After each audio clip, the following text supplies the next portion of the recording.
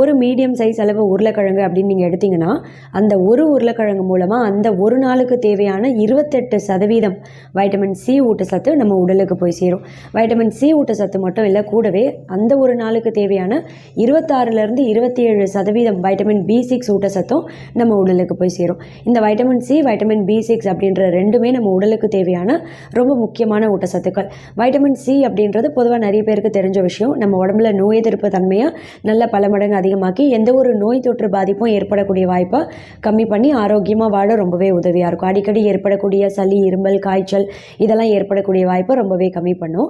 Vitamin B6 அப்படின்றது பார்த்திங்கன்னா நம்ம உடம்புல மூளை உறுப்பை ரொம்ப ஆரோக்கியமாக சுறுசுறுப்பாக செயல்பட வைக்கும். எப்படின்னு கேட்டிங்கன்னா நம்ம உடம்புல செரோட்டோனின் உற்பத்தியை சீராக வைக்கும், கூடவே டோபமைன் உற்பத்தியை சீராக வைக்கும். இதனால் பார்த்திங்கன்னா மூளைக்கு ரத்த ஓட்டம் சீரான முறையில் போய் சேரும்.